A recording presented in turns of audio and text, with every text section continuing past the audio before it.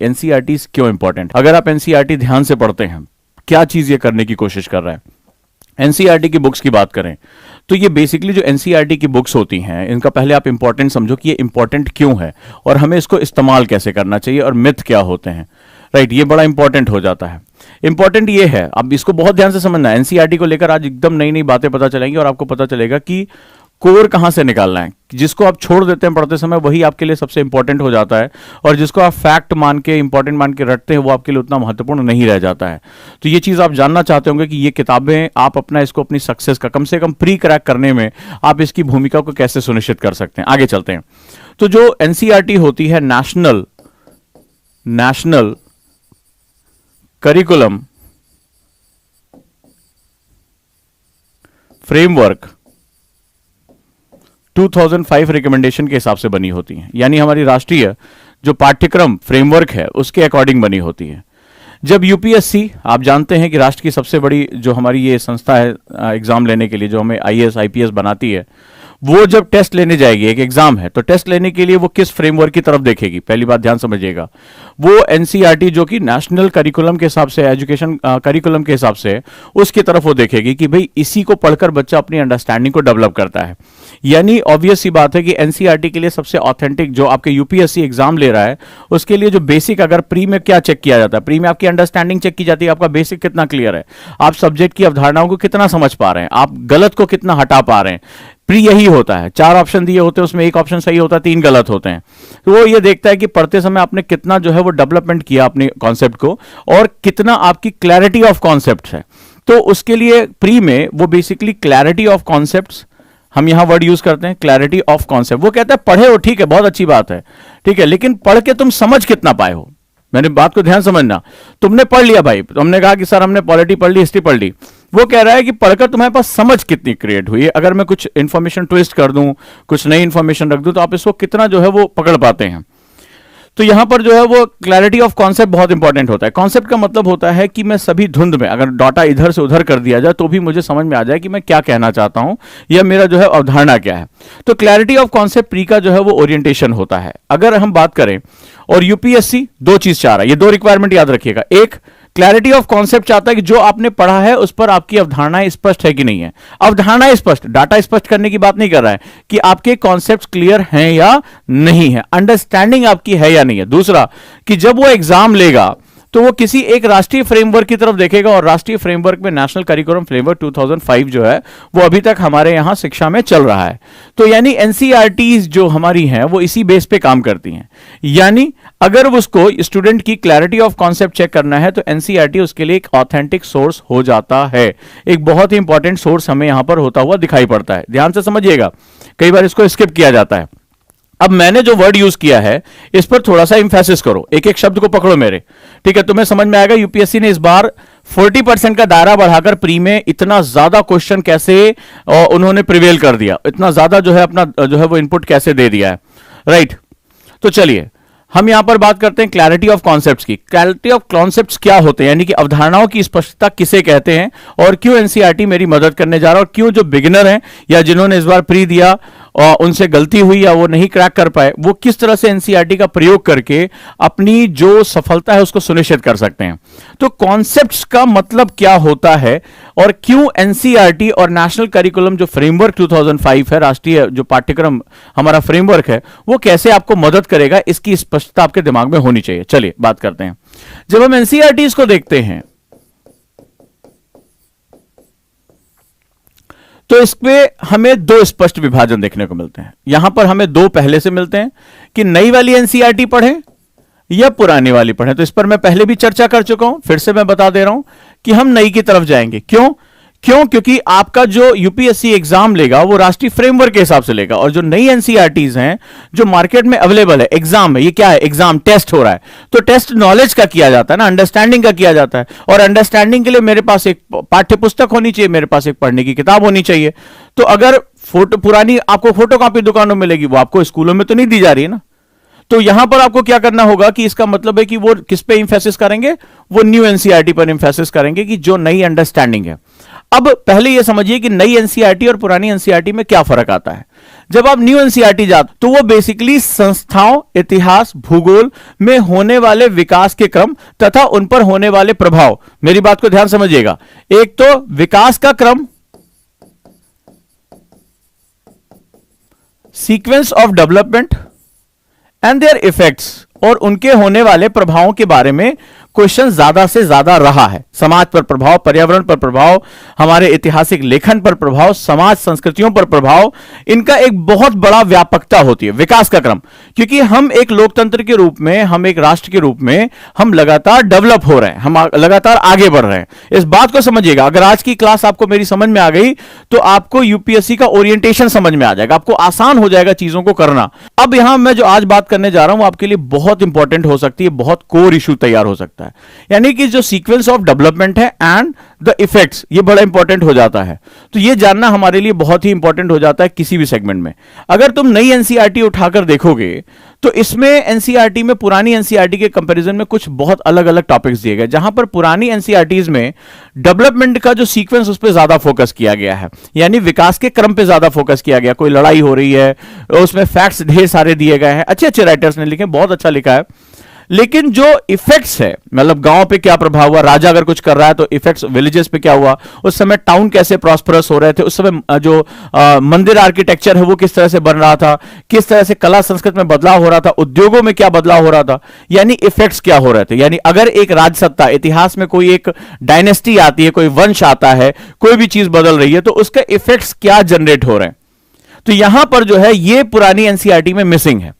यहां इफेक्ट्स जो होते हैं मतलब बिल्कुल नए नए टॉपिक, आपने देखा आर्ट एंड कल्चर आ जा रहा है, किस तरह से नई नई खुदाई हो रही है, किस तरह से साक्ष्य इकट्ठा किए जा रहे हैं, इतिहास का कालक्रम कैसे बदल रहा है। तो इन सबके साथ जो इफेक्ट बेसिस है यानी प्रभाव, उसको नई एनसीईआरटी में फोकस किया गया। जैसे मान लीजिए ज्योग्राफी है, तो जब आप पुरानी ज्योग्राफी पढ़ते हैं तो उसमें कॉन्टिनेंटल बेस्ड ज्योग्राफी बताई जाती थी, फैक्ट्स होते थे, पहाड़ पर्वत, और अभी आप मार्केट में देखेंगे जो एनसीईआरटी बेस्ड किताबें लिखी गई उनको उसी बेसिस पे रखा गया है, काफी हद तक वही फैक्ट जो रखे गए।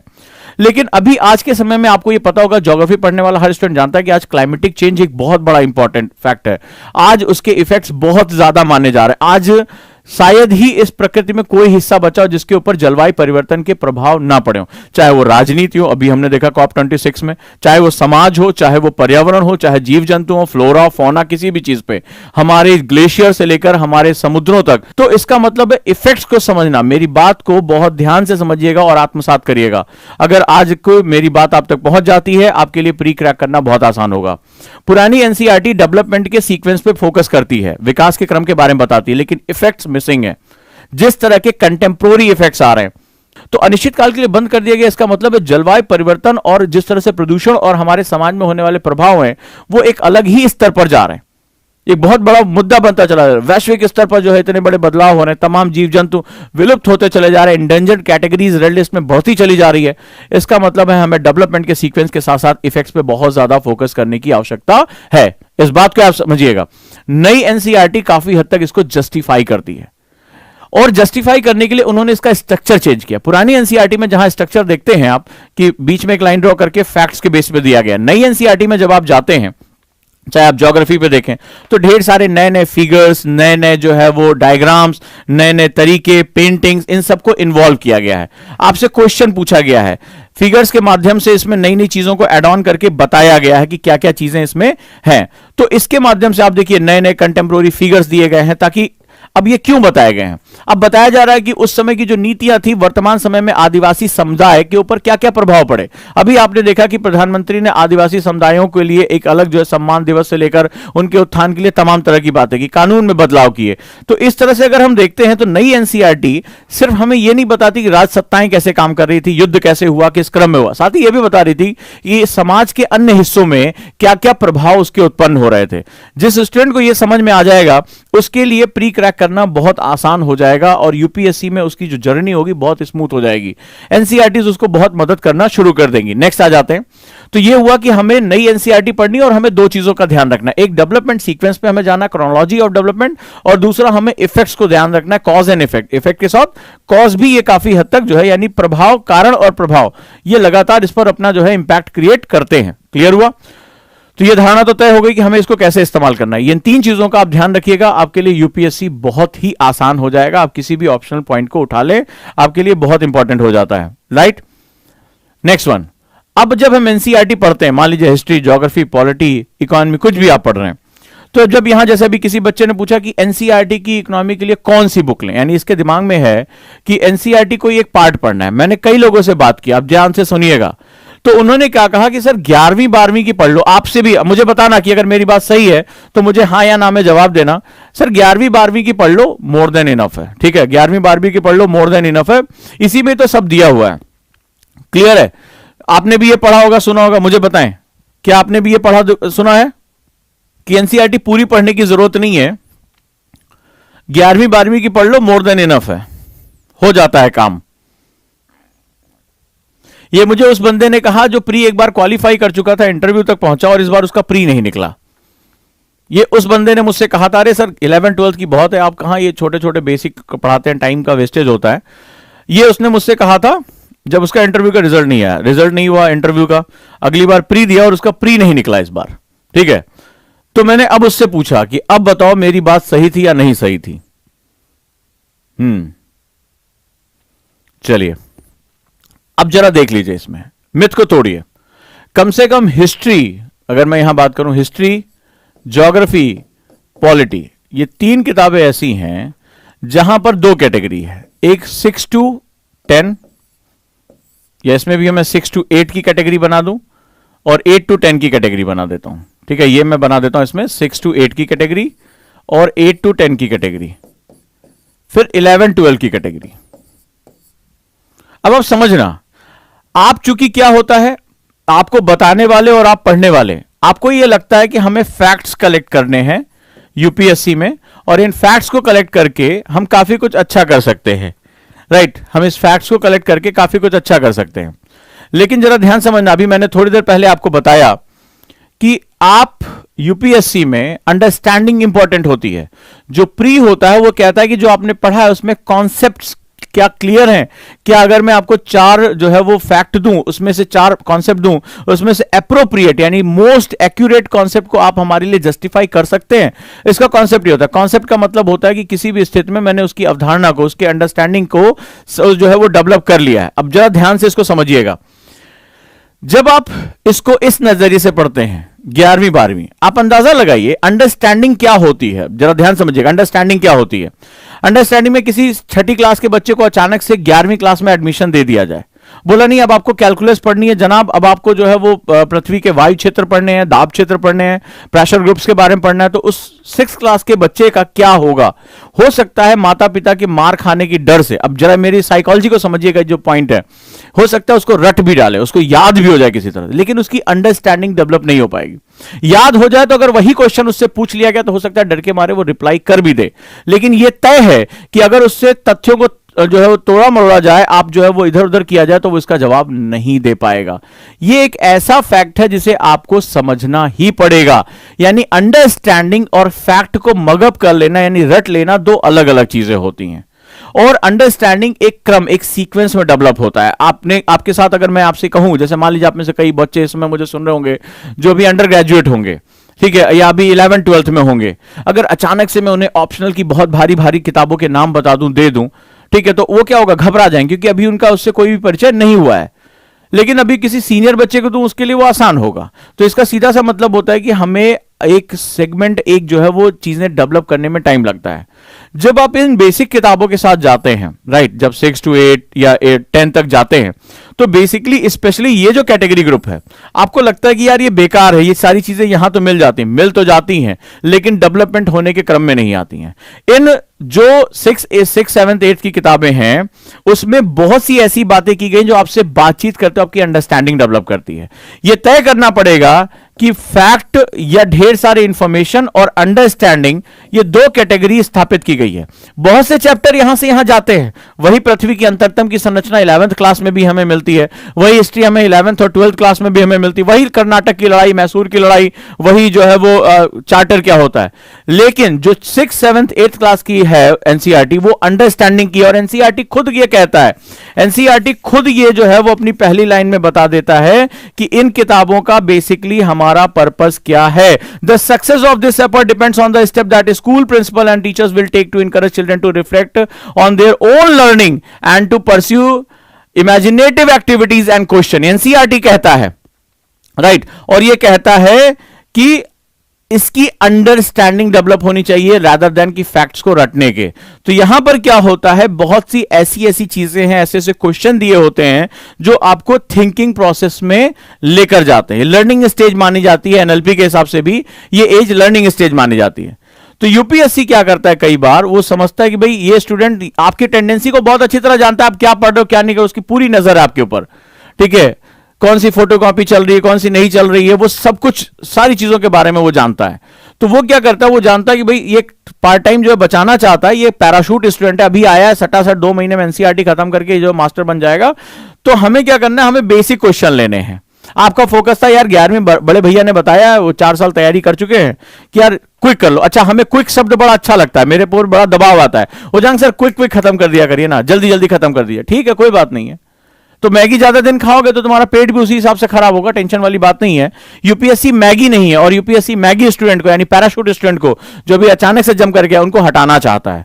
वो चाहता है कि ऐसे लोग इसके साथ जुड़े जिनके अंदर पेशेंस है, जिनके अंदर परसिस्टेंस है, लगातार काम करने की क्षमता है, धैर्य है, वही लोग इसमें जुटें।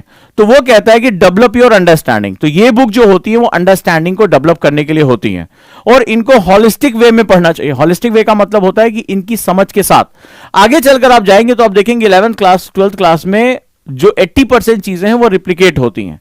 लेकिन चूंकि आप अपनी अंडरस्टैंडिंग को डेवलप कर चुके हैं, आप वहां तक पहुंच चुके हैं, तो वो आपके लिए बहुत ज्यादा इंपॉर्टेंट हो जाता है, बहुत ही महत्वपूर्ण हो जाता है। रेडी, यहां पर आप समझ गए। तो अब आपको क्या करना है, नई एनसीईआरटी या पुरानी एनसीईआरटी? नई। नई क्यों? क्योंकि आपको क्रोनोलॉजी ऑफ डेवलपमेंट जानना है। अगर आप नहीं जान पाएंगे तो कभी अंडरस्टैंडिंग समझ ही नहीं पाएंगे। तो यहां पर भी development, chronology of development and cause and effect, ये बहुत इंपॉर्टेंट होता है, यही अंडरस्टैंडिंग का बेस होता है। और दूसरा, ये जो बेसिक एनसीईआरटीज हैं ये आपको अंडरस्टैंडिंग में लेकर जाती हैं कि मुझे अंडरस्टैंडिंग कैसे करनी है। अगर आप इसको जो है छोड़ रहे हैं तो आपके लिए बड़ी दिक्कत आ जाएगी। अगला हम स्टेप लेते हैं, नेक्स्ट स्टेप,